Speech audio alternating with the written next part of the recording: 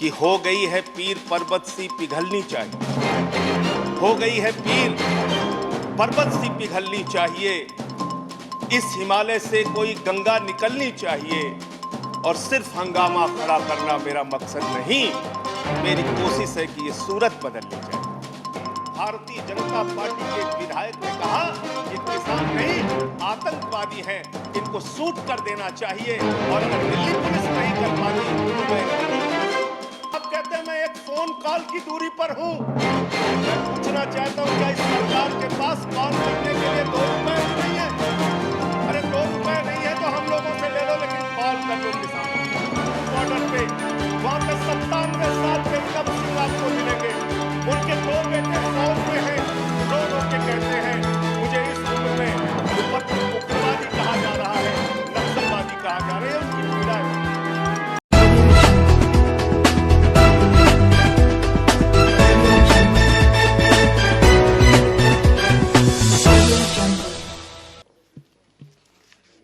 धन्यवाद मान्यवर, आपने इस अति गंभीर विषय पे मुझे अपनी बात कहने का मौका दिया। मान्यवर, मैं महामहिम राष्ट्रपति जी के अभिभाषण के विरोध में अपनी बात कहने के लिए खड़ा हुआ हूं और मैं दुष्यंत कुमार की चंद पंक्तियों से अपनी बात शुरू करना चाहता हूं कि हो गई है पीर पर्वत सी पिघलनी चाहिए, हो गई है पीर पर्वत सी पिघलनी चाहिए।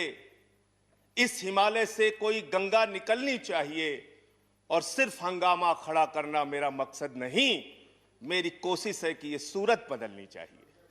आज मुल्क में जो हालात है किसान के मान्यवर, आज क्या हालत कर दी गई है इस देश में। पिछले 76 दिनों से किसान आंदोलन पर है, उनके ऊपर लाठियां चलाई गई, आंसू गैस के गोले छोड़े गए, बूढ़े किसानों की आंखें फोड़ दी गई, कड़कती ठंड में पानी की बौछारें की गई, उनको आतंकवादी कहा गया, उनको गद्दार कहा गया, उनको खालिस्तानी कहा गया मान्यवर, उनको अपमानित किया गया। यहां तक कि भारतीय जनता पार्टी के एक विधायक ने कहा ये किसान नहीं आतंकवादी हैं, इनको सूट कर देना चाहिए और अगर दिल्ली पुलिस नहीं कर पाती तो मैं इनको जूतों से मारूंगा, जूतों से मारूंगा। ये भाजपा के लोग कह रहे हैं मान्यवर। इस देश के अन्नदाता जो आपको अनाज पैदा करके आपका पेट भरते हैं, आप उनको जूतों से मारने की बात करते हैं। 11 दौर की आप वार्ता कर चुके, सारी की सारी वार्ता फेल। आप कहते हैं मैं एक फोन कॉल की दूरी पर हूं।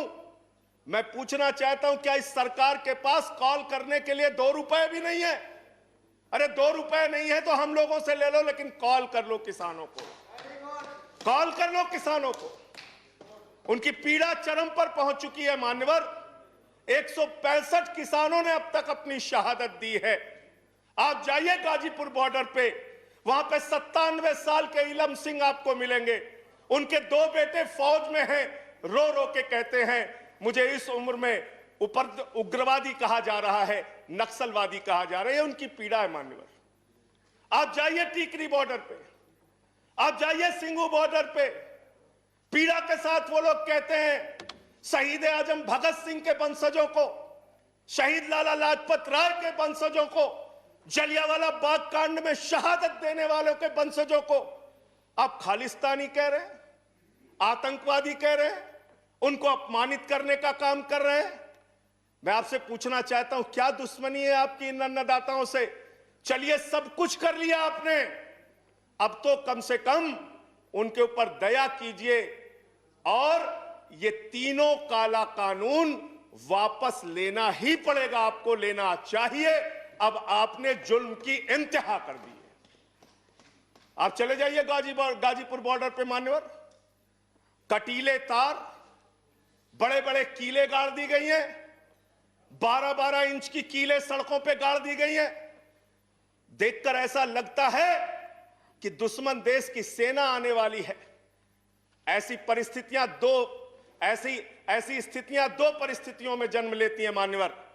जब देश का शासक अपनी जनता से डरने लगता है तो ऐसी सीमाएं बेड़ियां बनवाता है या देश की जनता को शत्रु समझने लगता है, तब ऐसी बेड़ियां लगवाता है।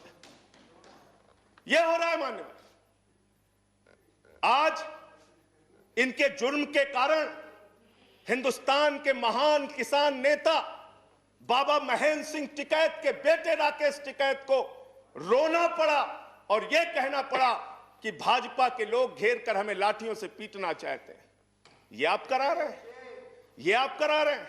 आप डेमोक्रेसी की बात यहां पर करते हैं, आप आजादी की बात यहां पर करते हैं। आपने इस देश की हालत यह बना रखी है कि राजदीप सरदेसाई जैसे वरिष्ठ पत्रकार के ऊपर आपने मुकदमे दर्ज करके पत्रकारिता को भी दबाने और उसको कुचलने का काम किया। हर तरफ जुल्म, हर तरफ एफआईआर, हर तरफ मुकदमे। जो पानी पहुंचा रहा है उस पर मुकदमा, जो डीजल दे रहा है उस पर मुकदमा, जो खाने का इंतजाम कर रहा है उस पर मुकदमा। एनआईए लगा दो, सीबीआई लगा दो, पुलिस लगा दो, जांच लगा दो। अरे वो आपके देश के नागरिक हैं। आप कहते हैं किसानों को यह बिल समझ में नहीं आया, हम बड़े समझदार हैं, आइए हम आपको किसानी बिल समझाएंगे। मान्यवर, इनकी समस्या यह नहीं कि किसानों को यह बिल समझ में नहीं आया, इनकी समस्या यह है कि किसानों को यह बिल समझ में आ गया है और अब ये तीनों काला कानून वापस चाहते हैं किसान। आप बड़े अक्लमंद समझते हैं अपने आप को। अरे किसान को इतना मूर्ख मत समझिए भाजपा के लोगों। वो बिगड़ैल बैल की नाक में नकेल डालते हैं, आपकी सरकार के नाक में भी नकेल डाल देंगे, चिंता मत कीजिए। मैं यहां सुन रहा था मान्यवर, मुझे बड़ा आश्चर्य हुआ। सारी की सारी भारतीय जनता पार्टी की सांसद जितने भी नेता बोल रहे थे, कह रहे हैं कांग्रेस पार्टी ने 2019 के घोषणा पत्र में इसको लिखा था। यह बिल तो कांग्रेस पास करना चाहती थी। जीएसटी की बात करो, यह बिल तो कांग्रेस करना चाहती थी, हम इसलिए इसको कर रहे हैं। लेकिन वो सांसद यह बताना भूल गए कि जब यह बिल कांग्रेस लेकर आई थी तो उस समय स्वर्गीय अरुण जेटली जी ने और स्वर्गीय सुषमा स्वराज जी ने उस समय बिल का विरोध किया था। और कांग्रेस ने अगर 19 के घोषणा पत्र में इस बिल को शामिल किया था तो उनको तो 55 पे पहुंचा दिया, आपने तो लागू कर दिया, आपको 5 पे पहुंचा देगी। इस देश की जनता 5 पे पहुंचा देगी।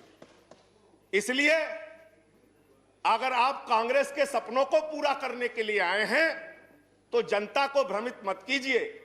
अपनी पार्टी का नाम बदलकर भारतीय जनता पार्टी से कांग्रेस पार्टी कर लीजिए। कांग्रेस ए हो जाए, कांग्रेस बी हो जाए, जनता प्रचार करे। आप लोग समझें आप क्या कहना चाहते हैं, जनता तय कर लेगी।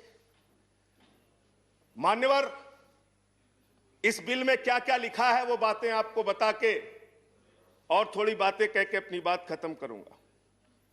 असीमित भंडारण की छूट दी गई है इन बिलों में, और वो क्यों दी गई है? 2 साल से अडानी का 100 एकड़ जमीन का लैंड यूज चेंज करने की एप्लीकेशन हरियाणा सरकार के पास पेंडिंग थी। लेकिन 7 मई को जब पूरे देश में लॉकडाउन लगा था, उस समय उस लैंड यूज को चेंज करके 100 एकड़ जमीन पर अडानी को भंडारण कोल्ड स्टोरेज बनाने की छूट दी गई और 5 जून को ऑर्डिनेंस के जरिए असीमित भंडारण और कोल्ड स्टोरेज बनाने की छूट दी गई। तो यह बिल किसानों के लिए नहीं लाया गया, अपने 4 पूंजीपति मित्रों के लिए यह सरकार यह काला कानून लेकर आई है। उन्हीं को फायदा पहुंचाने के लिए काला कानून लेकर आया गया है, उन्हीं के लाभ पहुंचाने के लिए काला कानून। यह सरकार 130 करोड़ हिंदुस्तानियों की सरकार नहीं है मान्यवर, यह सरकार उन 4 पूंजीपति लोगों की सरकार है जिनके लिए कानून बनाते हैं और जिनसे चंदा लेकर ये लोग चुनाव लड़ने का काम करते हैं। यह उनके लिए बनाई गई है मान्यवर। मान्यवर, इस सरकार में कहा गया दिल्ली के मुख्यमंत्री के बारे में कि किसानों का साथ दे रहे हैं, किसानों का साथ दे रहे हैं। मैं पूरी जिम्मेदारी के साथ कहना चाहता हूं सदन के अंदर, दिल्ली के मुख्यमंत्री अरविंद केजरीवाल, आम आदमी पार्टी किसानों का साथ दे रही थी, देती रहेगी। और आपने हमसे 9 स्टेडियम मांगा, जेल बनाने के लिए केजरीवाल जी ने इनकार किया। हम वहां पानी का इंतजाम कर रहे हैं, आप पानी का इंतजाम रोक रहे हैं। हम वहां शौचालय का इंतजाम कर रहे हैं, आप वहां शौचालय का इंतजाम रोक रहे हैं। आप वहां पर लोगों को पानी, खाना, शौचालय इस तक पर प्रतिबंध लगाना चाहते हैं। इंटरनेट, वो दुश्मन देश के नागरिक है क्या? उनके साथ इस तरह का व्यवहार आप कर रहे हैं। एक माहौल बनाया गया 26 जनवरी को, लाल किले पे हमला, लाल किले पे हमला। 7 रूट पे किसान ट्रैक्टर रैली लेके निकला, मान्यवर तिरंगा रैली लेके निकला, और 7 रूट पर कहीं किसान ने कोई उपद्रव नहीं किया, कोई हिंसा नहीं की। जो लाल किले पे लोग आए थे वो भारतीय जनता पार्टी के लोग थे, जिन्होंने लाल किले पे हमला किया, जिन्होंने लाल किले पर तिरंगे का अपमान किया। और वो दीप सिद्धू जो भाजपा का नेता है, उसकी फोटो प्रधानमंत्री के साथ है, देश के गृह मंत्री के साथ है। भारतीय जनता पार्टी को इसका जवाब देना चाहिए कि भाजपा के नेताओं ने लाल किले का अपमान क्यों किया, तिरंगे का अपमान क्यों किया। मैं ये कहना चाहता हूं मान्यवर, आज वो दीप सिद्धू संजय जी कंक्लूड कीजिए। सर सबको समय मिला, मुझे भी थोड़ा समय दीजिए। I have given sufficient time. सबको समय दिया, मुझे भी समय दीजिए। नो 10 मिनट देंगे सर। 10 मिनट दिया मैं। मान्यवर दीप सिद्धू भाजपा का नेता वो फरार है, जिसने लाल किले पे हमला किया, जिसने तिरंगे का अपमान किया। अपनी घिनौनी राजनीति के चक्कर में ये लोग कहां तक जा सकते हैं, इसका सच है ये जो सामने आया है। आप एमएसपी देने की बात कहते हैं, आप कहते हैं हम इस देश के किसान को एमएसपी देंगे।